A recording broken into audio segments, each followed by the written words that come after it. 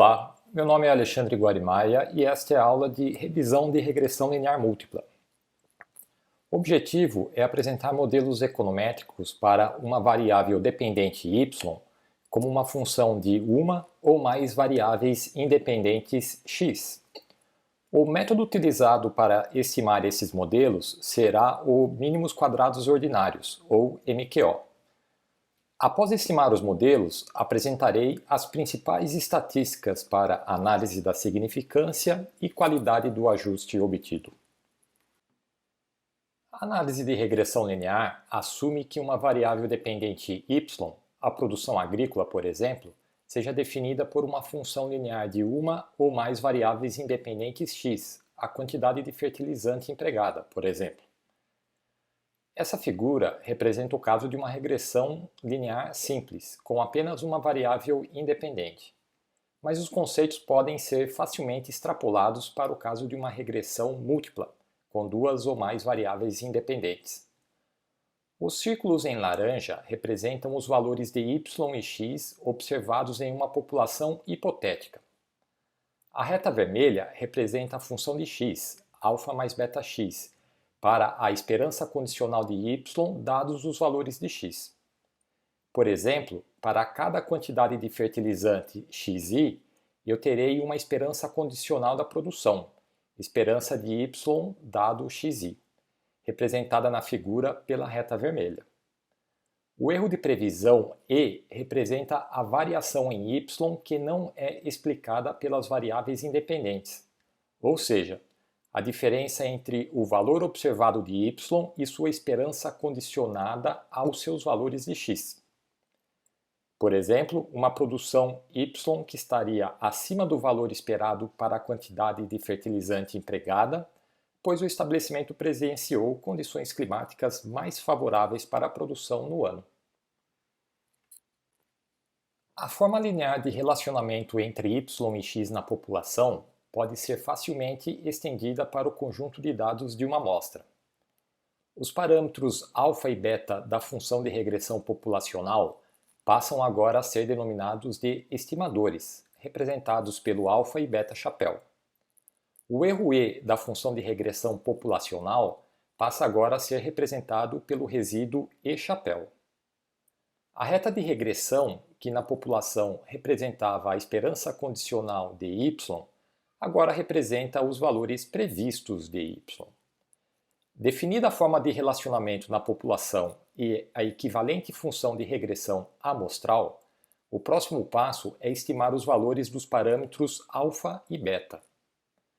O método mais tradicional para obter os estimadores α e beta chapéu é o mínimos quadrados ordinários, ou simplesmente MQO. O MQO obtém os valores de α e beta chapéu de tal forma que o erro de previsão seja o menor possível. Para isso, define uma função denominada erro quadrático total, que é uma soma dos valores quadráticos dos resíduos da função de regressão amostral. O MQO, então, deriva essa função para obter os estimadores α e beta chapéu que minimizam o valor do erro quadrático total. Os estimadores de MQO serão então aqueles que minimizam o erro quadrático total do ajuste de regressão. Seja, por exemplo, um modelo de regressão múltipla com k variáveis independentes x. A função de x para y pode ser matricialmente representada por uma matriz x que multiplica um vetor de coeficientes beta. O objetivo do MQO é encontrar os estimadores para o vetor de coeficientes beta. Para isso, define-se a função de erro quadrático total e obtém-se os pontos de mínimo desta função, igualando a zero a sua derivada em relação ao vetor de parâmetros beta.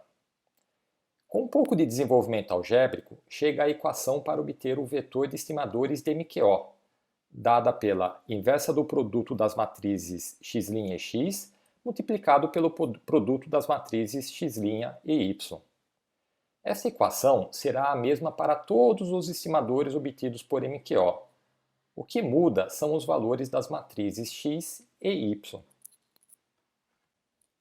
Uma vez definido o estimador para o vetor beta, o próximo passo é interpretar os parâmetros estimados. Em uma regressão linear simples, na figura da esquerda, o parâmetro alfa representa o valor esperado de y quando x é igual a zero.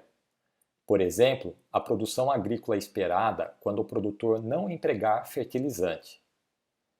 Por sua vez, o parâmetro beta representa a variação marginal em y para cada variação unitária em x. Por exemplo, qual a variação esperada na produção agrícola em toneladas para cada variação unitária na quantidade de fertilizante, em quilos por hectare.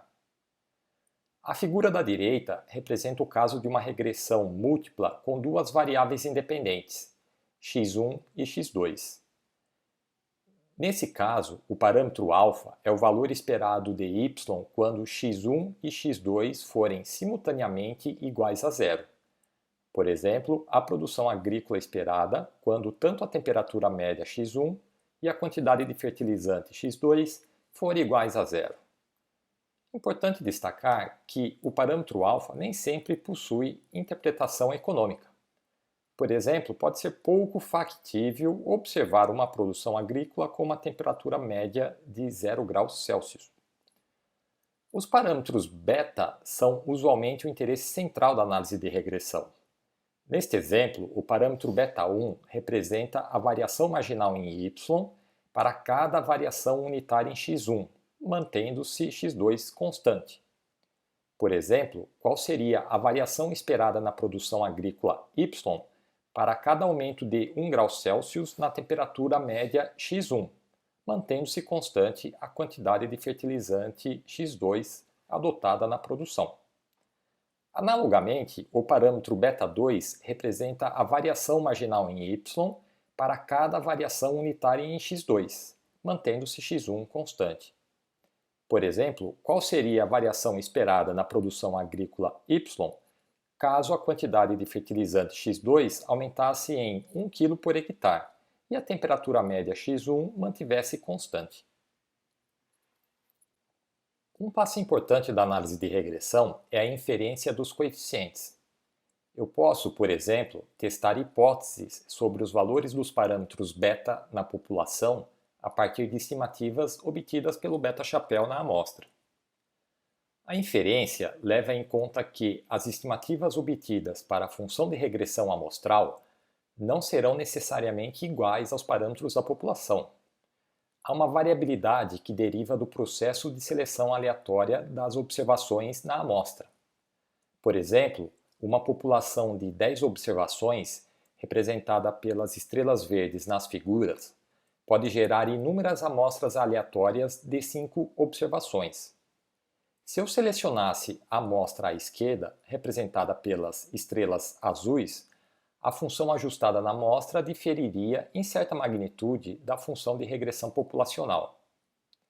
Analogamente, se eu selecionasse uma outra amostra, as estrelas roxas à direita, a função ajustada seria também diferente da função populacional. Eu posso realizar inferências para testar a significância estatística de cada um dos parâmetros βj do modelo de regressão. Em outras palavras, eu quero tirar conclusões sobre os valores dos parâmetros na população a partir das estimativas obtidas na amostra. A hipótese nula desse teste é que o parâmetro βj é igual a zero na população, ou seja, não haveria relação isolada entre xj e y. Por exemplo, testar se beta2 é igual a zero na população significaria afirmar que as variações na quantidade de fertilizante x2 não implicariam em variações na produção esperada y, mantendo-se constante a temperatura média x1. A estatística utilizada nesse teste é a estatística T, uma razão entre a estimativa de βj-chapéu e a estimativa de seu erro padrão, o S do βj-chapéu. A partir da estatística T, eu calculo o valor P, que é a probabilidade de erro ao rejeitar H0. Caso o valor P seja baixo, usualmente inferior a 5%, eu rejeito H0 e afirmo que o valor de βj na população seria diferente de zero. As quatro figuras abaixo representam possíveis resultados dos testes T para os coeficientes beta1 e beta2 de um modelo com duas variáveis independentes, x1 e x2. Eu posso concluir que as duas variáveis possuem relação isolada com y, a primeira figura, que apenas a variável x2 possui relação isolada com y, a segunda figura, que apenas a variável x1 possui relação isolada com y, é a terceira figura, ou que nenhuma das duas variáveis possui relação isolada com y, a última figura. Outra estratégia para realizar inferências e analisar a qualidade do ajuste é a análise de variabilidade. A ideia é quantificar a parcela da variabilidade de y que pode ser explicada pelas variáveis independentes. Um bom modelo seria aquele em que parcela significante de y seja explicada pelas variáveis independentes.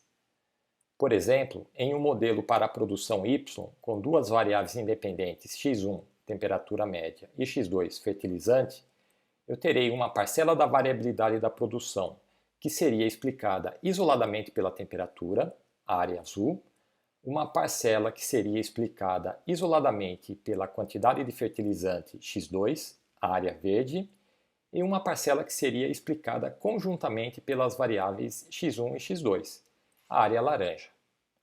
Essa área laranja representa, por exemplo, variações da produção que ocorrem em função de variações marginais simultâneas do uso de fertilizante e temperatura.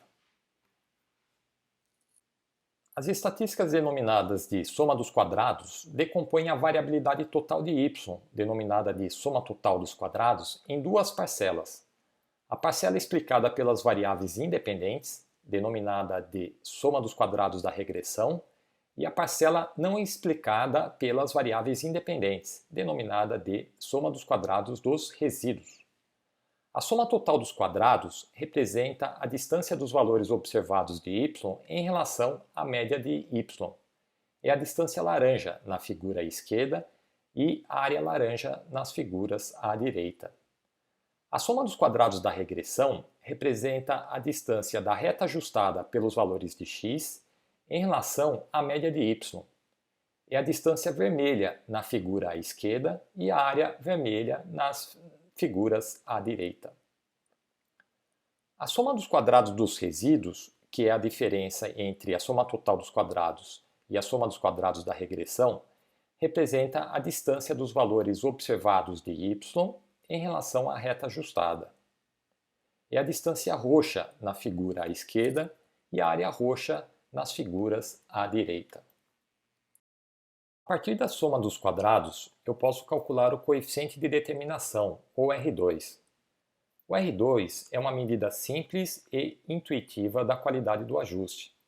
Mede a proporção da variabilidade de y que é explicada pelas variáveis independentes do modelo. Por exemplo, um R2 igual a 0,2 para o ajuste da produção y em função da temperatura média x1 e a quantidade de fertilizantes x2, significaria que 20% da variabilidade total da produção agrícola seria explicada pelas variáveis independentes. O R2 varia de 0 a 1. Valores maiores de R2 significam ajustes melhores. A soma dos quadrados são também utilizadas para testar hipóteses sobre o modelo populacional. A hipótese nula desse teste é a de que o modelo não contribui para explicar a variabilidade de y, ou seja, o R2 na população seria igual a zero, que é o mesmo que afirmar que todos os coeficientes angulares beta são iguais a zero. A estatística utilizada nesse teste é a estatística F, dada pela razão entre o quadrado médio da regressão e o quadrado médio dos resíduos. O quadrado médio é uma razão entre a soma dos quadrados e os respectivos graus de liberdade. A partir da estatística F, eu obtenho o valor P, que é a probabilidade de erro ao rejeitar H0. Se o valor P for baixo, usualmente 5% é utilizado como referência, eu rejeito H0 e afirmo que o modelo contribui para explicar a variabilidade de y. Por exemplo, em um modelo com duas variáveis independentes x1 e x2, Rejeitar H0 significaria afirmar que pelo menos uma das variáveis, x1 ou x2, possui relação isolada com y, não necessariamente as duas. Em outras palavras, eu rejeitaria H0 em três situações. Quando tanto x1 e x2 possuem relação com y, a primeira figura à esquerda. Quando apenas x2 possui relação com y, a segunda figura. Ou quando apenas x1 possui relação com y, a terceira figura. Eu não rejeitaria H0 quando as duas variáveis não apresentarem relação com y, representada pela última figura à direita. Finalmente, a tabela nova de análise de variância, elaborada na maioria dos programas estatísticos, resume os resultados da análise de variância. A tabela nova apresenta a soma dos quadrados da regressão, resíduos e total, os respectivos graus de liberdade, os quadrados médios e a estatística F com o respectivo valor P. Agora eu utilizarei o programa R para obter os estimadores de MQO e analisar a qualidade e significância de um modelo. Eu utilizarei os dados do arquivo data.travelcost.csv, disponível na minha página pessoal. Este arquivo contém uma amostra de municípios brasileiros. O objetivo da análise é verificar como o custo médio de viagem de um município ao Parque Nacional da Serra Geral influencia na taxa de visitantes deste parque. Detalhes sobre as análises podem ser encontrados no arquivo citado na rotina, publicado na Revista de Economia Aplicada em 2008. Além do custo de viagem, variável cost, e da taxa de visitação, variável rvisit, o arquivo também contém informações da renda média dos visitantes, variável INCPC, e suas idades médias, variável age.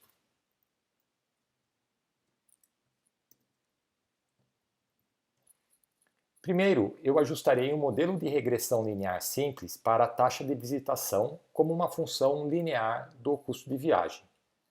A função LM do R obtém os estimadores de MQO e realiza inferências para o modelo ajustado. O intercepto alfa não possui interpretação econômica neste caso, pois não há um custo zero de visitação ao parque. A estimativa para o coeficiente angular é igual a menos 0,0019 e significa que, para cada acréscimo de R$ 1 no custo de viagem, a taxa esperada de visitação reduziria em aproximadamente 0,002 pessoas para cada 1.000 habitantes. Ou seja, para cada acréscimo de R$ 100 no custo de viagem, a taxa esperada de visitação reduziria em 0,2 pessoas para cada 1.000 habitantes. O valor da estatística T associada a este coeficiente é de menos 3,5 e o valor P é bem baixo, inferior a 0,001. Isso significa que a probabilidade de erro ao afirmar que existe relação entre o custo de viagem e a taxa de visitação ao parque é praticamente zero. Ou seja, a estimativa é altamente significativa. O R2 é igual a 0,12, indicando que 12% da variabilidade da taxa de visitação seria explicada exclusivamente pelo custo de viagem. O valor da estatística F é igual a 12,38 e também altamente significativo, com um valor P inferior a 0,1%. Em seguida, eu testarei um modelo de regressão linear múltipla, incorporando as variáveis renda per capita e idade média no modelo. Os valores P associados às estatísticas dos coeficientes dessas variáveis, INCPC e age, são muito altos. Por exemplo, se eu afirmasse que a idade média possui uma relação isolada com a taxa de visitação, estaria sujeito a uma chance de erro de aproximadamente 39%. Uma probabilidade de erro muito elevada para afirmar que existe relação isolada entre essa variável e a taxa de visitação.